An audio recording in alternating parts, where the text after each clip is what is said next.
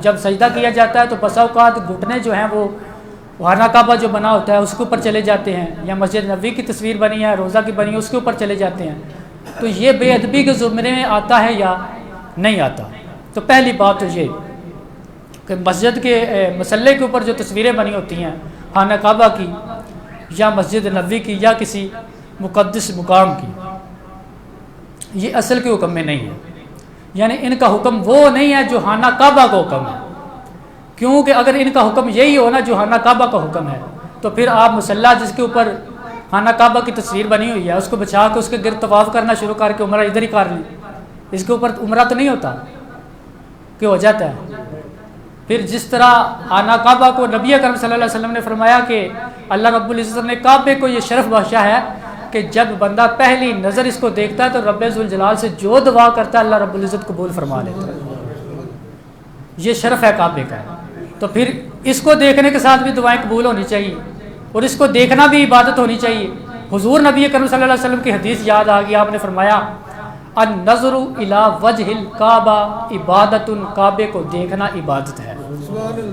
کعبے کو دیکھنا النظر الی وجہ الکعبہ عبادت، النظر الی المصحف عبادت. پھر فرمایا قرآن کو دیکھنا بھی عبادت ہے جو ہم کبھی کھولتے نہیں ہیں، جس کو اللہ رب العزت نے ہمارا نصاب یعنی زندگی کا نصاب بنا کے بھیجا ہے نا، جس کو ہم نے کبھی کھولا نہیں ہے. مصطفیٰ علیہ الصلوۃ والسلام فرماتے ہیں اگر پڑھنا نہیں آتا تو کم کم کھول لو، اللہ رب العزت اس کے اوپر بھی ثواب عطا فرمائے. فرمایا کہ کعبے کو دیکھنا عبادت ہے، قرآن کو دیکھنا عبادت ہے، ثواب کا کام ہے. اور مزے کی بات آپ نے فرمایا النظر الی وجہ علی عبادہ، حضرت علی کی زیارت کرنا بھی عبادت ہے. مصطفیٰ علیہ الصلوۃ والسلام نے فرمایا علی کا چہرہ دیکھنا بھی عبادت ہے. جب علی کا چہرہ دیکھنا عبادت ہے، مصطفیٰ علیہ الصلوۃ والسلام کا چہرہ دیکھنا تو اس سے بڑی عبادت ہے. تو پہلی بات تو یہ ہے کہ ان کا حکم جو ہوتا ہے وہ اصل کی مثل نہیں ہوتا. لہذا ان کا اگر کوئی بندہ جو ہے وہ نماز اس کے اوپر پڑھ لیتا ہے تو اس کے اندر کوئی حرج نہیں ہے، نماز ہو جاتی ہے. دوسری بات یہ ہے کہ اگر مصلی اس وجہ سے بچایا جائے جس کے اوپر کعبے کی تصویر ہے یا مسجد نبوی کی تصویر ہے، اس وجہ سے اور اس نیت سے بچایا جائے کہ میں ان کی توہین کروں گا، تو پھر نہ تو نماز ہوتی ہے اور اس کے اوپر کھڑا ہونا بھی کیا ہوتا ہے، گناہ ہوتا ہے، کیونکہ اب اس کی توہین کی نیت ہے. اگرچہ اس طرح کی توہین اس کے اندر نہیں پائی جاتی جیسے کہ اصل کعبے کی پائی جاتی ہے، لیکن نیت توہین کی ہے. لہذا علماء کرام نے یہ کہا ہے کہ اگر ایسا مصلی ہو جس کے اوپر کعبے کی تصویر ہو، جس کے اوپر مسجد نبوی کی تصویر ہو، تو اس کے اوپر نماز پڑھنا تو جائز ہے، یہ فتویٰ ہے. لیکن تقویٰ یہ ہے کہ ایسا مصلی نہ لیا جائے، ایسے مسئلے کے اوپر نماز نہ پڑھی جائے. سمجھ آ گئی بات کی مسئلے کی یا نہیں؟ فتویٰ یہ ہے کہ اس کے اوپر نماز آپ پڑھ سکتے ہیں جب آپ کی نیت توہین کی نہ ہو، اور اگر آپ اس کو ترک کر دیں تو یہ سب سے بہتر ہے. سادہ مصلی لے. اور علماء کرام نے یہ بھی کہا کہ مسجدوں کے اندر نقش و نگار نہ کیا کرو، یعنی یہ جڑے پھول پڑونڈے جڑے نے نقش و نگار ڈیزائن وغیرہ مسجد کے اندر نہ کرو. فقہاء کرام نے یہ لکھا ہے، اور لکھنے کی وجہ کیا ہے؟ آپ نے فرمایا جب مسجدوں کے اندر آپ نقش و نگار کریں گے تو نمازی کا دھیان جو ہے وہ نقش و نگار کی طرف چلا جائے گا اور اللہ رب العزت سے توجہ ہٹ جائے گی. نماز پڑھتے پڑھتے وہ دھیان دے رہا ہے جس ٹیلو کی طرف، وہ ڈیزائن دیکھ رہا ہے، لیکن کھڑا ہے رب ذوالجلال کی بارگاہ کے اندر، اس کو چاہیے کہ اپنی توجہ بھی مصطفیٰ اللہ رب العزت کی طرف کرنی چاہیے. تو بہتر یہ ہے کہ ایسے مسئلے لیے جائے جو بالکل سادے ہوں کہ ان کے اوپر نظر رکھنی ہوتی ہے. تو نظر رکھنے سے دھیان جو ہے وہ مسجد نبوی، خانہ کعبہ یا کسی اور ڈیزائن کی طرف نہ جائے بلکہ رب ذوالجلال خالق کائنات کی طرف دھیان جائے. اس لیے سادے مسئلے جو ہے وہ کیا کرنے چاہیے، استعمال کرنے چاہیے. دوسرا سوال یہ تھا کہ بعض لوگ ایسا کرتے ہیں کہ نماز پڑھ کے اپنے مسئلے کو فولڈ کر دیتے ہیں، یعنی ایک کونے سے پکڑ کے فولڈ کر دیتے ہیں یا پھر بالکل لکھی کر دینے، ٹھپ سڑ دینے، 2 طے کر دینے، 4 طے کر دینے. کیا ایسا کرنا ضروری ہے کہ بندے نے نماز پڑھ لی ہے تو مصلی ایسے ہی پڑا رہے یا اس کو فولڈ کر کے رکھ دے؟ تو اس کے اندر کوئی شرع نے پابندی نہیں لگائی. یہ سوال اس لیے کیا گیا، آگے سوال کے اندر یہ بھی لکھا تھا کہ بعض لوگ یہ بھی کہتے ہیں کہ مسئلے کو اس لیے فولڈ کیا جاتا ہے کہ شیطان اوپر آ کے نماز پڑھنا شروع کر دیتا ہے. کیا کرتا ہے شیطان؟ اوپر آ کے نماز تو آیا اس بات کا حقیقت سے تعلق ہے یا؟ تو پہلی بات یہ ہے کہ مسلح نماز پڑھ کے چاہے آپ فولڈ کر لیں چاہے ویسے پڑا رہنے دیں. ہاں اگر بچوں کا خوف ہو یعنی چھوٹے بچے کھیل رہے ہیں تو آپ نے مسلح بچھایا ہوا ہے تو آپ کو خوف ہے کہ اوپر آ کے پیشاب کر دے گا یا گندے پاؤں لے کر اوپر مسلح کے اوپر لگا دے گا، تو بہتر ہے اس کو فولڈ کر کے آپ ایک سائڈ پہ رکھ دیں. فولڈ کرنا ضروری نہیں ہے، بچوں سے بچانے کے لیے یا کسی اور چیز سے بچانے کے لیے آپ اس کو فولڈ کر سکتے ہیں. اور اس وجہ سے فولڈ کرنا کہ اوپر شیطان آ کے نماز پڑھے گا تو اس کا حقیقت کے ساتھ کوئی تعلق ہے. شیطان تو نماز سے روکتا ہے، خود نماز کتنے انہیں پڑھنی ہے کہ پڑھتا بھی تو انوند ہے آ کے نماز پڑھو. شیطان اگر تواڈے مسلے دے اوتے آ کے نماز پڑھے گا تو تمہیں ثواب ملے گا کہ نہیں ملے گا؟ کہ ایڈا وڈا لائن تے سرکش جڑا ہوئے بھی آ کے نبی کریم صلی اللہ رب العزت دی عبادت کرن لگ پیا. لہٰذا یہ حقیقت نال تعلق مطلب ہے کہ شیطان نو جے تسی نماز پڑھا لی ہے تو پھر اس تو بڑا ثواب دا کام تے کوئی نہیں نا ہے کیا ہے. لہٰذا یہ حقیقت نال تعلق کوئی نہیں، شیطان نماز تو روکدا اتنے نماز آ کے کوئی نہیں پڑھتا. لہٰذا مسئلہ صاف ستھرا یہ ہے کہ چاہے تسی مسلح فولڈ کر دو تو چاہے انج پیا رہے کوئی عرض نہیں ہے شیطان اتنے آ کے نماز. تیسرا جو سوال ہے بڑا امپورٹنٹ سوال ہے، اور یہ سوال جو ہے یہ کیا گیا ہے کہ انسانی جسم جو ہے یہ اپنے احکامات جو ہے یہ دل سے لیتا ہے یا دماغ سے لیتا ہے. یعنی مطلب یہ ہے کہ انسانی جسم دے اتنے حکومت دماغ دی چلتی ہے یا دل دی چلتی ہے. یعنی اے کم میں کرنا ہے اے نہیں کرنا، اے گل جڑی میرے ذہن دے وچ یعنی میں کرنا چاہنا یا نہیں کرنا چاہتا اے کہنے والا مینوں دل ہے یا دماغ ہے. تو یہ پہلی گل تو یہ ہے کہ سائنس جڑی کہندی ہے وہ کہ تہاڈا دماغ جڑا انسان دا دماغ جڑا وہ کی ہے حکم دیندا کہ اے کام کرنا چاہیے اے کام نہیں کرنا چاہیے.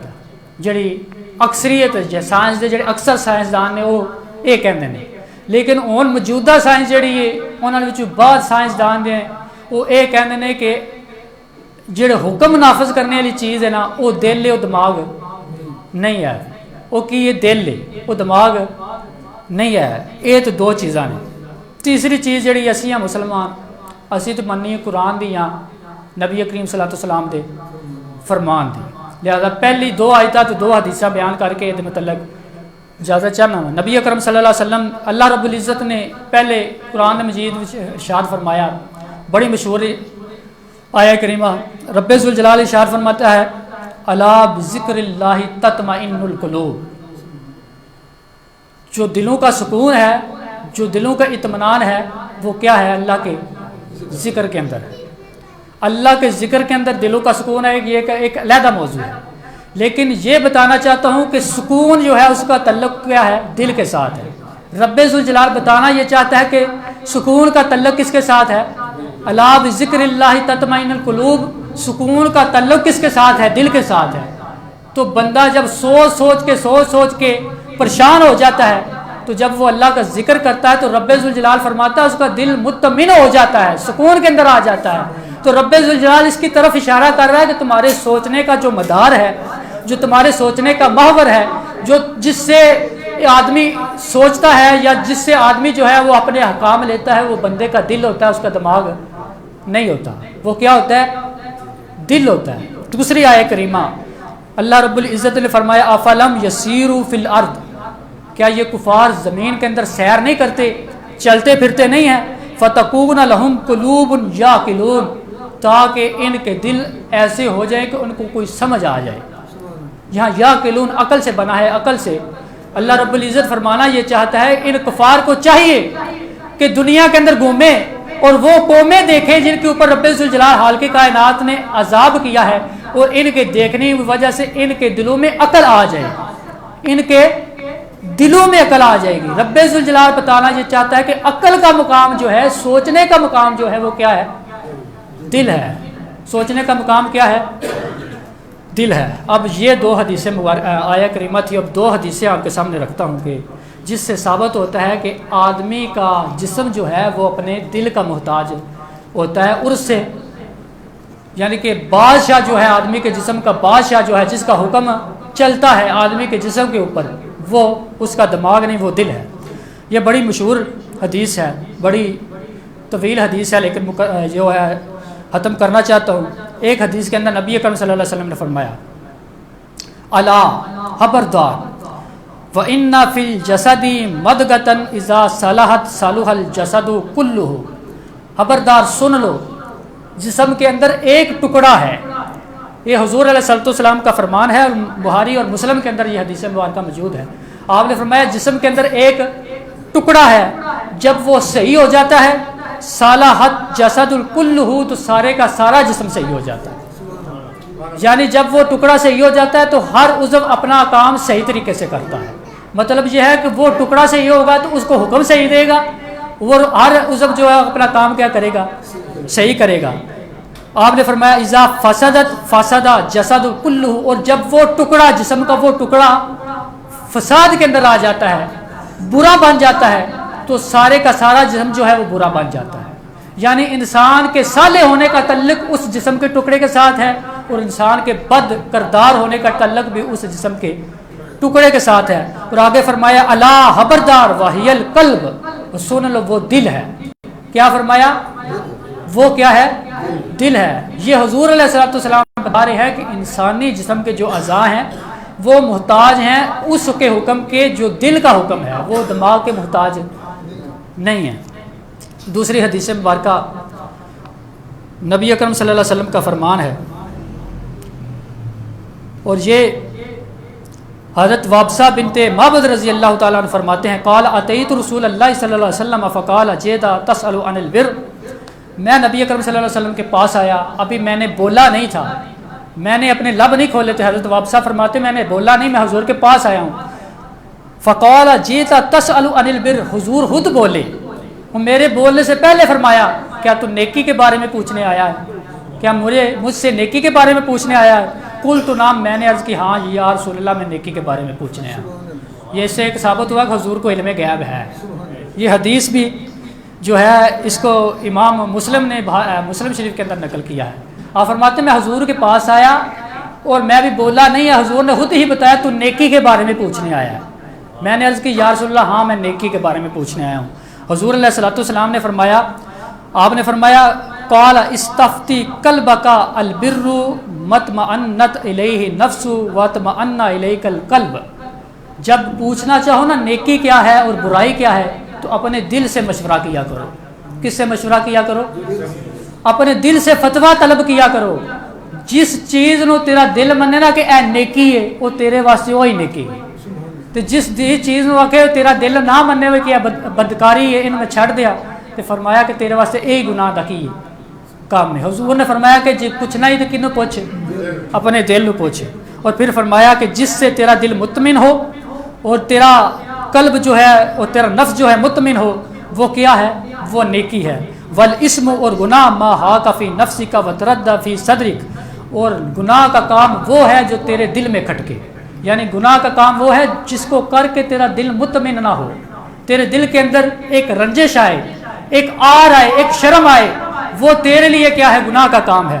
وَإِنْ اِفْتَاكَ النَّاسُ أَفْتُوا حَيْثُ حدیث، اور اگرچہ تجھے لوگ اس کے خلاف فتویٰ پہ دے، تو نے اپنے دل کی مانی ہے، یعنی کہ تو صحابی ہے نبی اکرم صلی اللہ علیہ وسلم کا، تو اپنے دل سے فتویٰ طلب کیا کر. تو یہاں پر نبی اکرم صلی اللہ علیہ وسلم نے واضح فرما دیا کہ سوچنے کا مدار جو ہے یا پوچھنے کا مدار جو ہے وہ کیا ہے؟ وہ دل ہے. حالانکہ یہ ہمارے لیٹسٹ سوال تو نہیں تھا کہ دل جو ہے سوچتا ہے یا دماغ سوچتا ہے، یہ سارے لیٹسٹ سوال ہے. یہ تو کسی ڈاکٹر نے پوچھنا چاہیے سی، لیکن قرآن حدیث دے وچ جو چیز آئی اسی تمہیں دس دیتی ہے کہ انسانی جسم دے اندر سوچن دا مدار تے فیصلے کرن دا مدار جڑا وہ کی دل. ہوں سوال ہے ہر ٹائم تو کافی ہو گیا کہ اگر اسی زیادہ سوچتے ہیں تو ساڈا تو دماغ دے خشکی ہو جاتی ہے، ساڈا سر درد کر لگ پیندا ہے. یہ تو پتہ یہ چلتا ہے کہ ایک ہی دماغ سوچن لگے یا دل تے سوچتا، دل تے ہے نا تو خشکی کو نہیں ہوتی ہے، تو نہ یہ تھکدا وے. سمجھائی کہ نہیں جائی ہے. تو موجودہ دور کے سائنسدان فرماندے نے، تو ساڈا بھی یہ میرا بھی خود نظریہ ہے وے کہ اصل سوچنے والی ذات جہی وہ کی ہے دل دی. فیصلے جہاں نافذ ہوتے ہیں وہ کی ہے دل ہے. بادشاہ دل ہے، لیکن بادشاہ نے دماغ دی ڈپٹی جہی لگائی ہے، وزیر ہے دا دماغ جہاں کی ہے، انسانی جسم دا وزیر جہاں وہ کی ہے، وزیر اعظم دماغ ہے کہ اے کام ہے یہ بارے تو سوچنا لیا رہا. سوچ سوچ کے وہ تھکتا ہے، جدو فیصلہ کر دینا پھر دل نو آخر بھی اے فیصلہ ہویا، پھر دل حکم کی کرتا ہے ਜਾਰੀ ਕਰ ਦਿੰਦਾ ਹੈ। ਇਸ ਲਿਹਾਜ਼ ਨਾਲ ਕੀ ਹੋਇਆ, ਕੁਰਾਨ ਵੀ درست ہے، حدیث بھی درست ہے، تو جڑے انسانی جسم دے وچ تسی ویکھ ہو کہ دماغ جو خشکی وغیرہ ہو جاندی ہے، سر درد کرن لگ پیندا ہے، اس لحاظ نال اگر یہ عمل کرو گے تو تانوں ساری چیزاں مل جان گی۔ اللہ رب العزت دعا ہے کہ جو ٹوٹے پھوٹے الفاظ میں نے آپ کے سامنے رکھے اللہ رب العزت قبول فرمائے۔ وما